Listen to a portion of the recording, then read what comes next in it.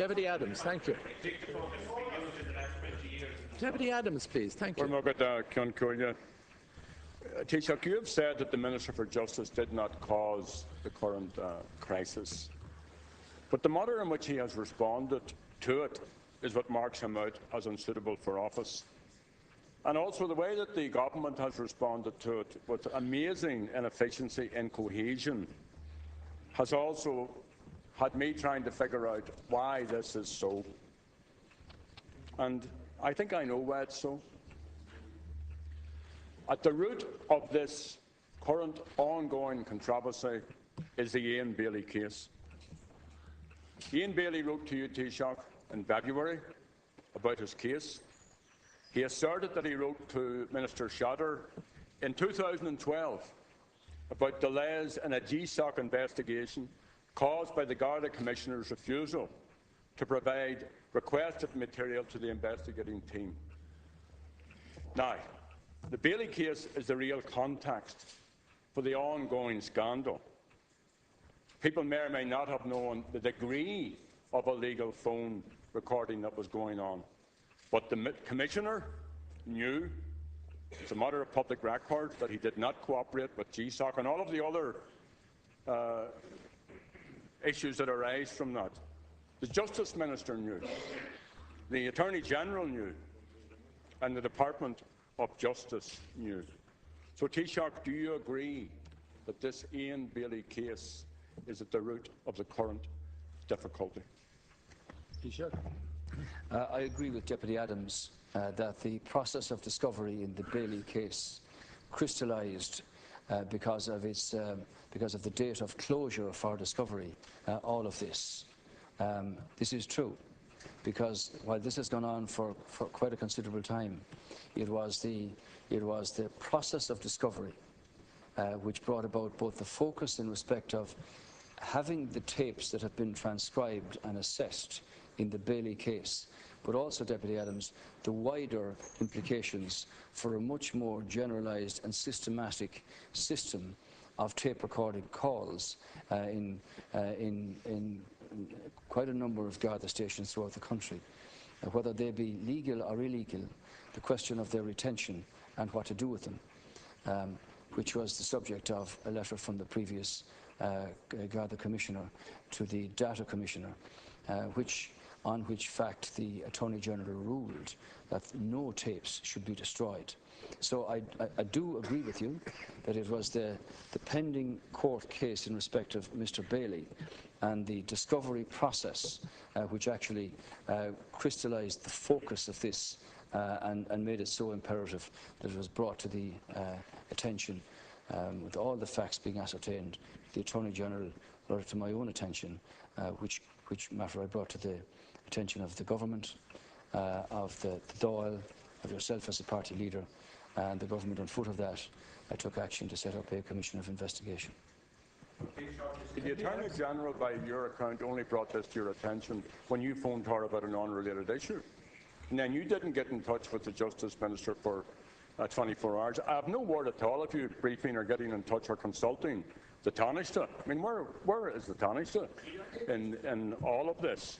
Now, coming back to the Bailey case, and I think this is crucial, because all of the people who I've mentioned knew about the Bailey case and about the surveillance and about the phone tapping and so on and so forth. And the Garda Commissioner did not cooperate with GSOC on an investigation into all of this. And indeed, Taoiseach, while we discuss these matters out, the state is currently defending or fighting against a civil action taken by Ian Bailey and his partner, Jules Thomas, despite serious concerns of Garda activities, which are similar to those, in my opinion, revealed in the Morris tribunal. There's another related matter. The potentially tainted Garda investigation files in the Bailey case were handed over to the French authorities. So there's now an international dimension to this. So let's go back to what I'm putting forward as a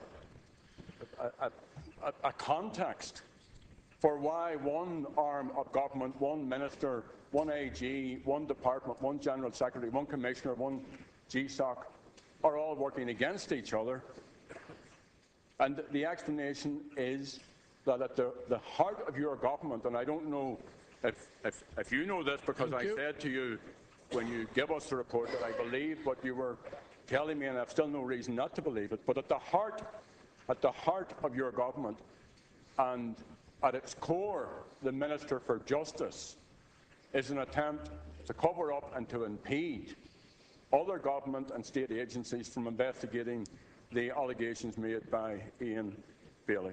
And that's a reason, Taoiseach, why the Minister should go.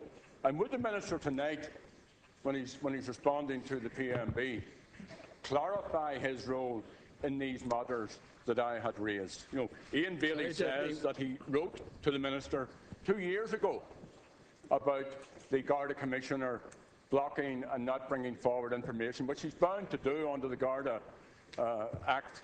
So would you ask the Minister to clarify his role in all of these matters when he speaks later here this evening? Taoiseach, I just remind deputies that this is not a court of law. This is not a place where charges are made against individuals who are not in a position to defend themselves, no matter who they are. Sophie Toscan de Plantier was murdered. It is an unsolved murder. The relevance of the transcribed tapes have a bearing and a relevance to this matter. In regard to your question about the Minister for Justice, I came to Dublin on the Sunday, had a function to attend to.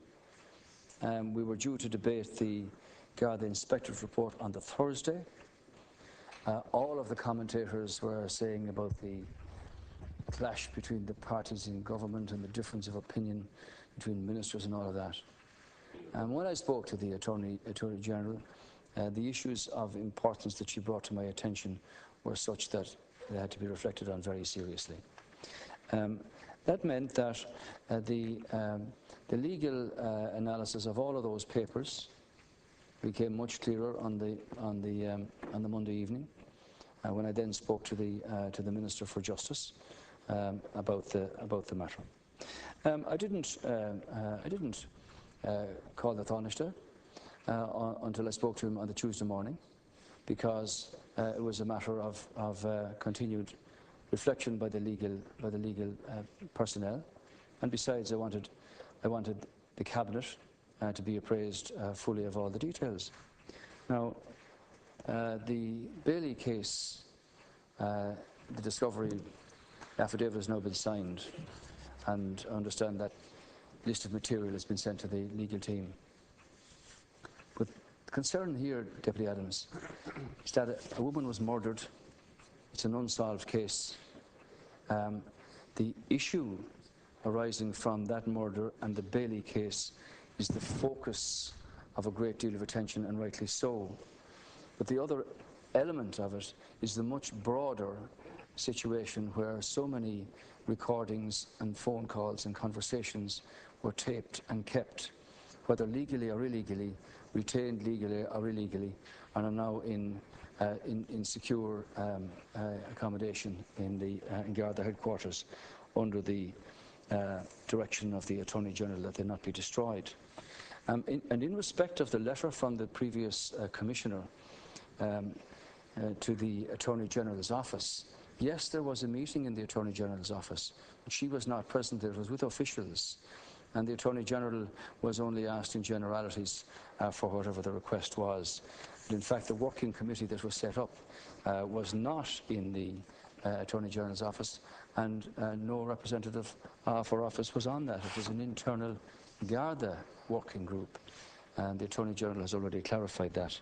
So this is a serious issue, and that's why our government have set out now to bring about a structural change here, to have an independent Garda authority that will give our police force the credibility, the trust of the people, the competency, the professionalism and the oversight, with political responsibility being retained by the Minister of the Day to the Oireachtas here, and that the Commission of Investigation under a Supreme Court judge will look at all of these issues all relevant matters of public concern related to these matters will be gone into by the Investigation Commission.